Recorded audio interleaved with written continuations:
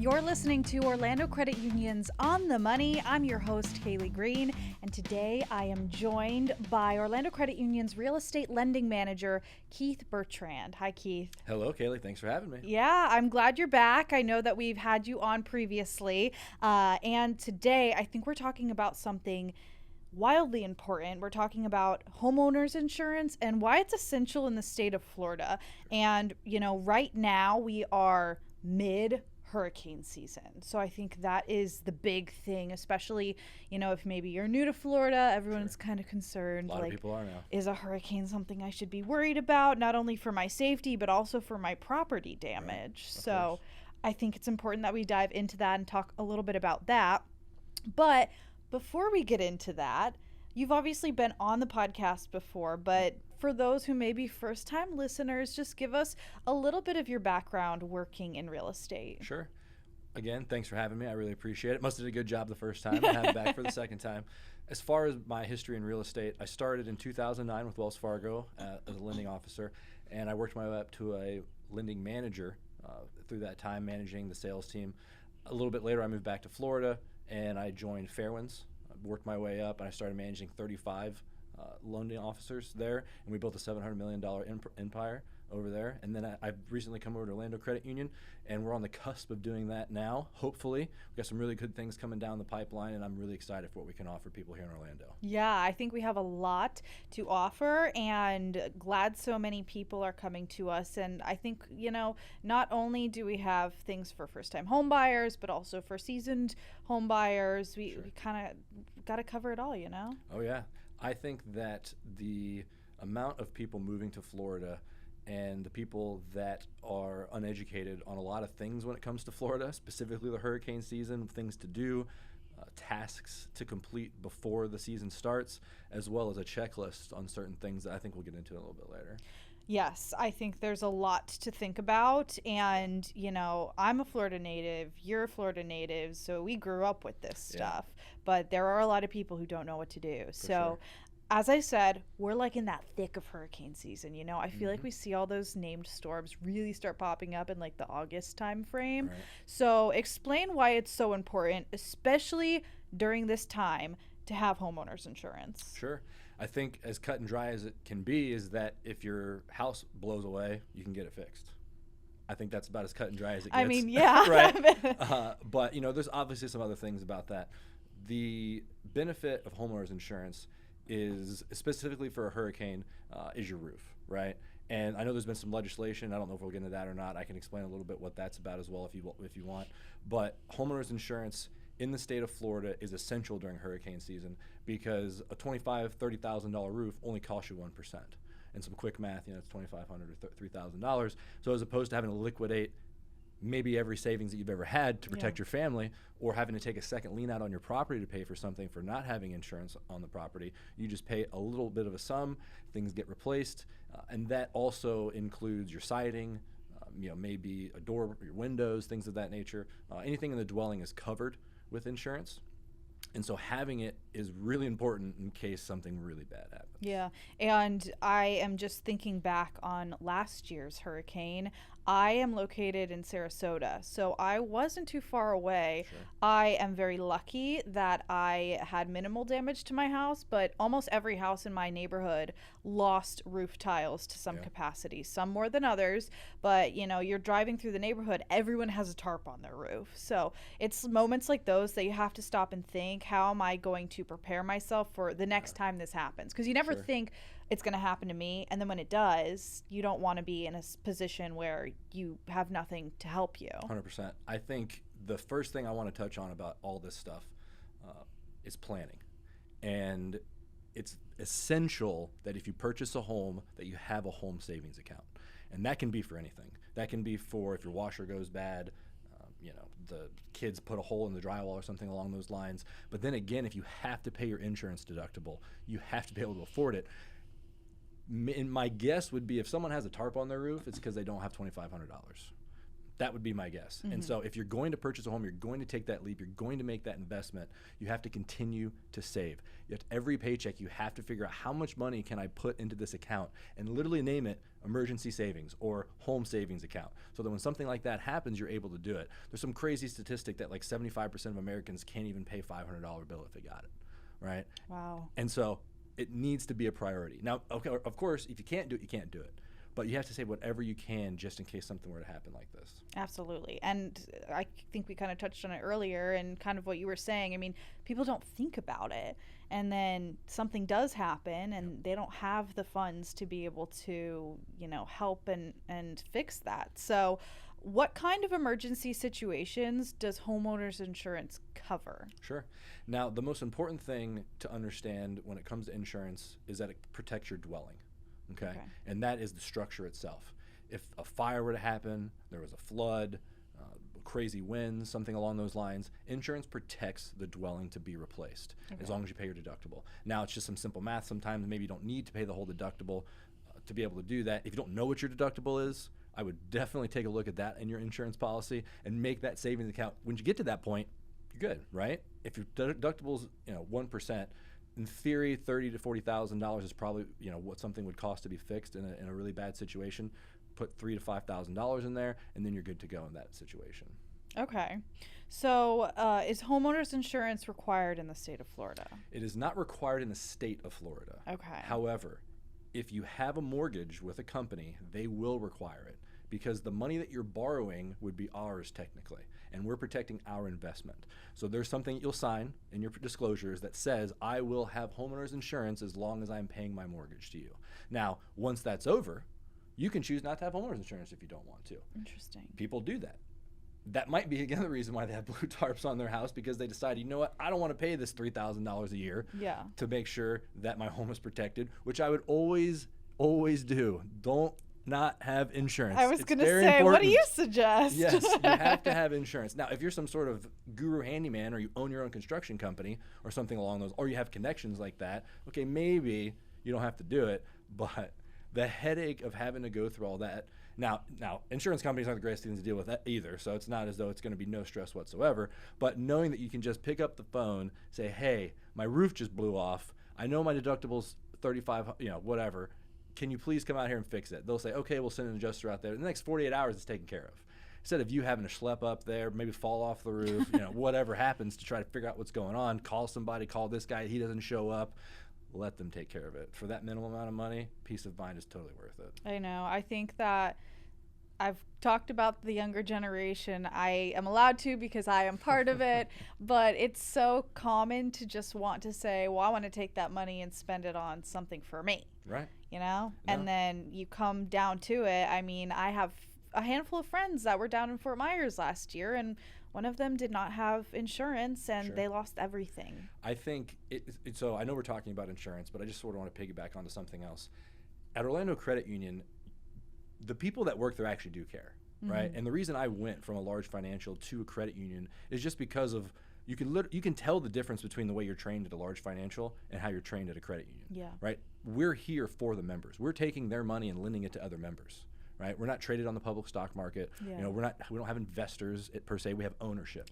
Right? That's why we call people members. You can walk into any of our branches, and I promise you that those people will actually walk you through what it's like to save, to plan, to make a financial future for yourself. And I know it's very difficult, right? Because people don't trust each other or whatever the monocle is these days, but you have to take that first step.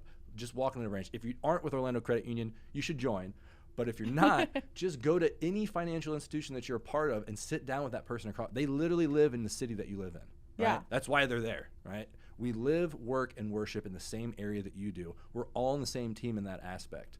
So take that first step. If you've not done it, walk into the branch, talk to the person that's in charge there. They know what they're talking about, and they can put you on a plan.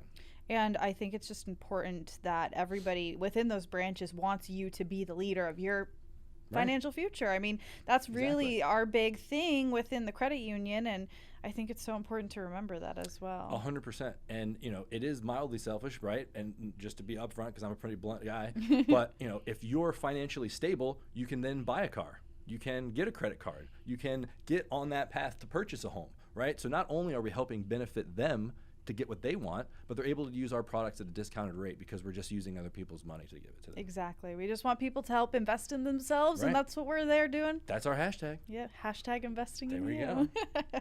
All right, well, let's get back into the insurance a little bit, just to talk about, obviously, we want to be able to make sure that people are in a space where they know that they're safe financially, and if something were to happen, they wouldn't have to worry about it or scramble or be stuck with, a house that doesn't have a roof for some odd amount of time. So what happens if you don't have homeowners insurance and something does happen? Well, the first thing you have to do is figure out what happened. I mentioned it a little bit before. You have to schlep your way over to wherever happened. If it was just as small as your mailbox falling down, you have to go walk over, assess the damage, see what it looks like. Then you're going to have to call somebody, go through the phone book, maybe call on Facebook. Hey, I really need a plumber. Hey, I really need a roof guy. Hey, I really need this person, that, a carpenter, whatever. So the amount of work that you'd have to put in to try and figure out what happens next is tremendous. And so if you don't have the insurance, then you're going to have to do all those things. Then you're going to get the bill. Mm-hmm. And that bill is going to be pretty high because the way that the economy is right now is that supplies are really high. And really, it's a huge discount to just pay your deductible, right? So if inflation's really high and wood's really expensive, right, like it was in 2020. I mean, literally a piece of particle board was $110. It was like $20 before that. Wow. Right? And so just having the deductible to pay, you don't have to worry about that increase the insurance company takes on that. Okay. That's really good to hear. If you don't opt for homeowners insurance right away, is it too late? It's not too late, but they will send someone out. So, for example, if there's a blue tarp on your roof and you're like, hey, I really want some insurance now, it's not going to happen. Yeah. But no, there's never like too late. You just need to make sure that there's nothing wrong with the home before you called. Yeah. So if let's do an example here. Sure. If I am seeing that a hurricane is on the way, maybe, we have time. It's not like it's not like the Midwest where a tornado just kind of rips through. Because when you're looking at a hurricane, obviously there are situations like fires and things where it does just happen and you don't expect it. But if I'm sitting at home and I'm watching the news and I see a hurricane coming through in the next 5 days and I call up my insurance company and say, hey, I'd like some insurance now, is that too late? Probably. Okay. They will stop binding at certain points. Interesting. And we don't really know because there's not a lot of laws for insurance companies. Unfortunately, they lobby pretty hard. Okay. And basically what happens is there is a time frame before that happens, and they may not be binding right now because I think there's like a depression or something like that over in the Gulf. I may be off on that, but the moment that happens, they're probably going to stop binding. So if you call them, they'll say, hey, sorry about your luck, we're not binding right now. And then you have to call the next one. Hey, sorry, we're not binding right now. So you want to get ahead of it before it's too late. I would get it the moment you buy the property. I mean, you have to, right? Exactly. In theory, but after it's paid off, just keep it going. I mean, the costs are already ingrained to your monthly budget in theory, right? Because you're already paying for it. I do also want to point out one other thing. If you do have insurance and a hurricane is coming and you have the physical ability to do this, or maybe your kid can do it or your neighbor or something like that, take pictures of your house. Because insurance companies will point out that, oh, that looks like it's been there forever. That looks like this is not whatever, right? Okay. So if you take pictures of your roof, you take pictures of the outside of the property, and then they come out and they see the damage, you can physically point out, hey, I took this picture 5 days ago before the hurricane hit. There was no damage. Now there is damage there. Because you still have to fight with insurance companies too a little bit, right? They don't want to just give their money away. Exactly. But it's their job to be discreet sometimes, right, with their money because there have been people to take advantage of it. Roof pirates, which is why our costs have gone really high recently. Okay. But make sure that you go out and you take pictures of your property before the hurricane hits. That's an interesting tactic I had never really thought of before. Is there anything else that you could think of that you maybe recommend to people when you know something's about to happen and you want to be on top of it for the insurance company? Yeah, don't go buy the toilet paper and water. That's the first thing because it's a waste of time. A true Floridian, I shouldn't say it like that, but if you're living here, you should have those supplies. You should always have supplies on hand. A hurricane emergency everything, pack, always. Yeah. If you don't have food supply, go buy it, right? If you don't have a hurricane pack, go buy it. If you don't have a zombie pack, just kidding, right? But make sure that you're planned beforehand so when everything goes down, you're not in a scramble because that creates a lot of controversy in your relationships, stress in your home, right? So I would make sure that everything's a theme in my life is planning if you haven't figured that out by now. And I think it's very important, especially when you're looking at big purchases, big savings. Like, you want to be prepared for that. So Correct. I think that's extremely important. Let's touch a little bit on what kinds of insurance there are in the state of Florida. Sure. So we talked about the dwelling, right? And there's also something in there that protects your inside products, right? Like your TVs, the electric work, things of that nature. Okay, and that's one and the same? Yeah, it should be inside your policy. Okay. So I make sure that when you're talking about your policy that you're getting exactly what you need. Talk with the insurance agent. If they're just kind of mumbling their way through it and they're not really giving you direct answers, I would call somebody else. Make sure that you're saying, if they're not asking you how much your dwelling's worth, right? So for example, your property is, when you purchase, you're purchasing the land and you're purchasing the dwelling, right? So you'll be like, oh, well, I paid $300,000 for the house, but it says I have $185,000 in coverage. But that's because it was determined in the appraisal that that's what that property is worth, minus the land. It might be off on the numbers, but basically that's what you want to check. You want to make sure that your property is covered full. Now, you also want to make sure that you have full replacement, because if you don't have full replacement and something goes wrong, they're not going to rebuild the house for you. Okay. So you need to make sure that that's in there. You need to have additional structure coverage. That means like a shed or maybe have a carport or something that's not connected to the home. So the dwelling itself is going to be all covered with the dwelling. But if it's sort of on the outskirts of your property, you need to make sure you have additional coverages for that. And something that we talked about before that I looked up because I wanted to make sure we bring some value. And this is interesting, too. Additional guest coverage. Huge in the state of Florida is the Airbnb thing, right? And people want to buy a property, and they don't really know everything that's going on with that property when they're not there, right? Because the person there, who the heck knows what's going on in the house, right? But just make sure you have additional guest coverage if that's something you have. If you're bringing people at home as a rental, as an investment property, make sure that coverage is in there as well. Just really have a robust conversation with your insurance person. Make sure that you can tell really quickly if someone knows what they're talking about, and ask a lot of questions. No question is stupid when it comes to investment, because that's what your home is. Exactly. And I think that some people might get a little bit nervous or shy to talk about what their coverage is and to fight for the most coverage, because they think, oh, well, this is what's in my coverage, so that's all that I can get. But that's not always the case. Correct. And again, it's an investment.